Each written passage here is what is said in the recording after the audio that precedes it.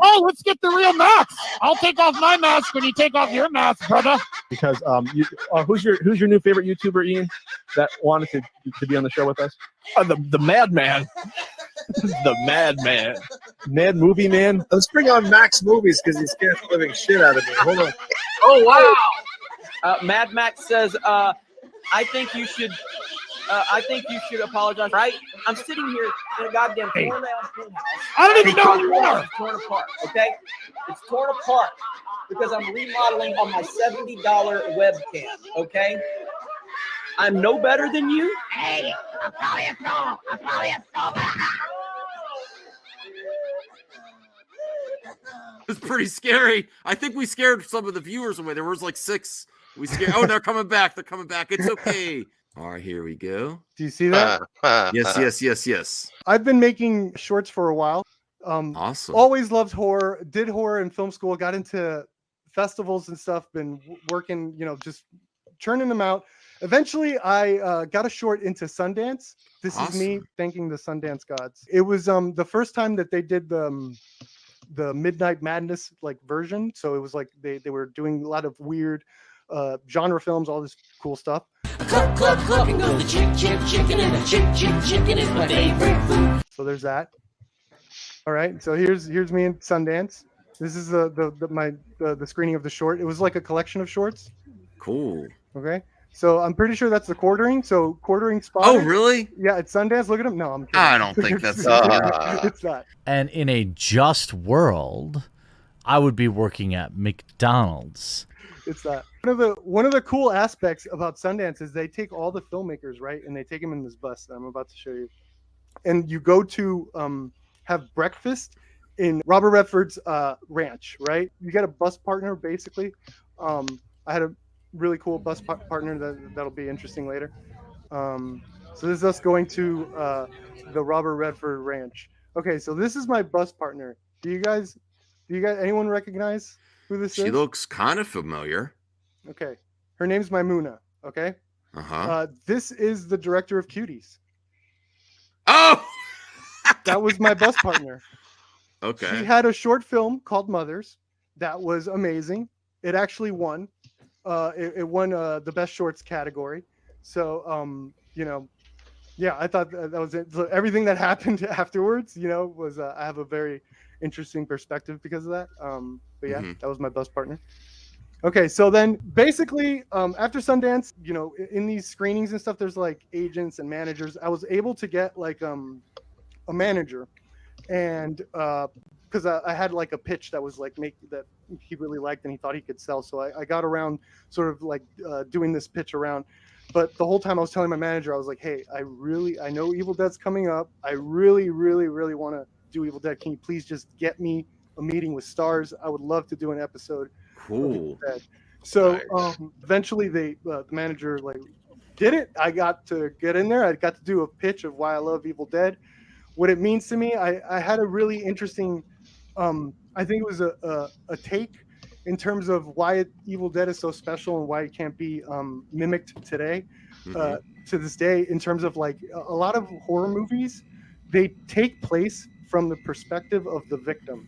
Like anything from a slasher movie to Rosemary's Baby, it's like you're with the victim, and that's as it should be, because that's what's going to make it scary. That's how you get to relate to the characters and relate to the scares, right?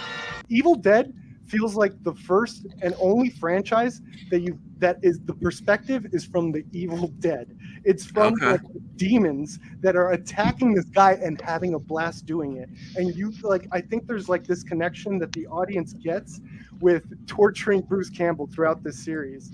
And there's something very interesting in that, and why we love it, right? Why we love Ash in general. So I gave sort of that take that I think they responded to, is okay, this guy sort of gets Evil Dead. It's kind of interesting. So what they did was they sent me to shadow. I don't have any pictures of me shadowing, because shadowing is basically they send you over. They're shooting over to New Zealand. They send you over there to follow a director around. And I know directors, very stressful job. It's basically you're commanding an army for the most part. So I didn't bother him. I didn't do anything. I was always just watching what they were doing. Didn't take any pictures.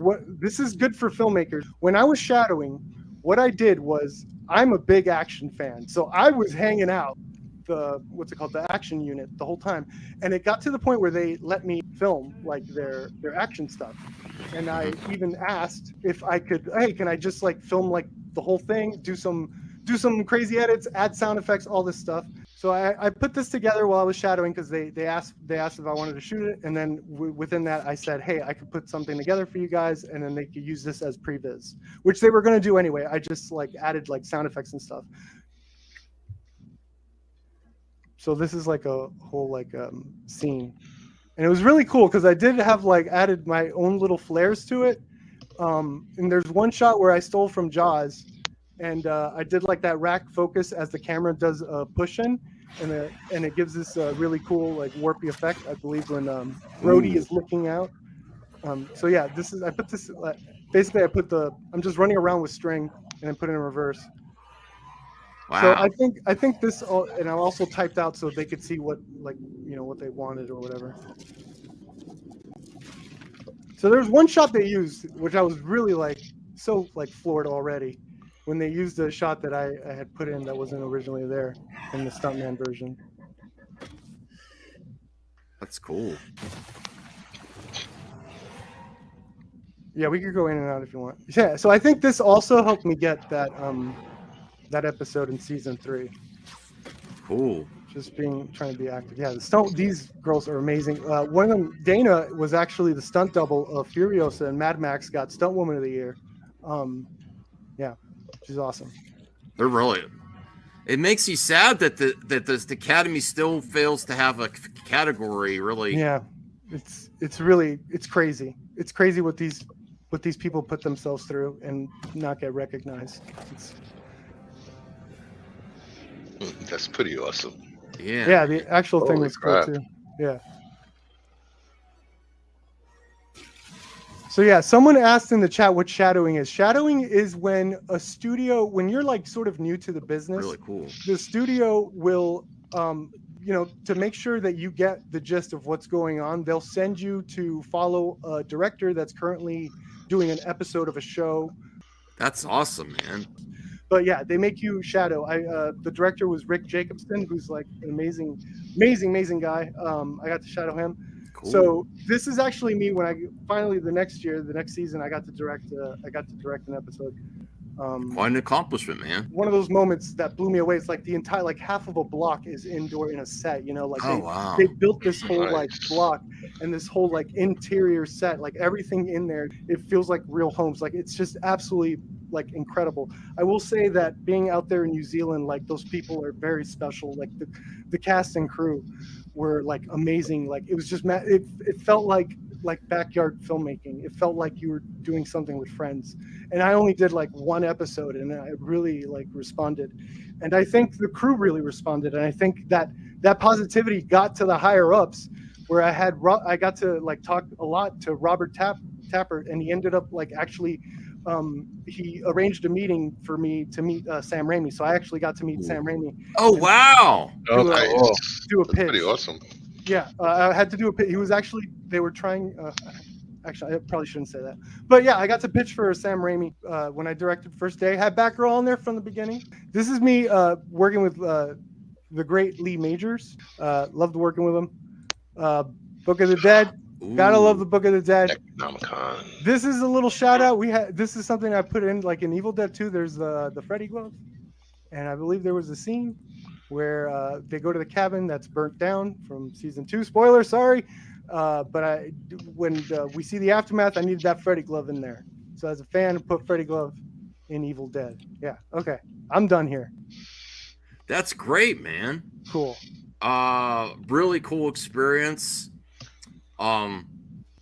You're I want to be careful too, but you still have other projects that you're going to be in the future that you can't really talk about it, or yeah, I have okay, so the Batgirl debacle means a lot to me for a very personal reason. Actually, I did end up getting a movie deal with MGM. And I did end up getting to pre-production, got to fly out. We were filming in Colombia. We got the sets built, and that's where COVID hit. was in Cloud 9. We had the crew. We had like the production coordinator of the James Bond movies. We had the editor of the James Bond movie. It was like holy shit, it's like a real movie, right? And then COVID hit, lost, and then on top of that, there was a big regime change in MGM. And you know, I think the guy that greenlit it, who was on his way out, I think he was doing me a favor when I did the pitch, and I think he's like, I'm on my way out. Let's give this kid a break. So yeah, when the COVID hit, it was just brutal. That's how I even got involved with YouTube. I was like, when COVID's going on, I was like, all right, I'm gonna just do music videos, like work my way out. But yeah, that so it really kind of hit me hard when Batgirl got canceled. I got like flashbacks and shit. It's like, and it's even worse for those two because like they had the movie done. You know, I had just sets built. You know, it was like an awesome haunted house movie. And they lost their movie. So I've always been the Batgirl thing always been kind of personal for that reason. Sure, well, you know, sure. Our hearts go out to all those creatives that we don't understand how there's young people that have gone to film school, all these other things, and during these weird times with the entertainment industry, we don't know how many people this has affected, really. So, and every time you hear like Zaslav or these big executives make these decisions, it impacts real people. It really does.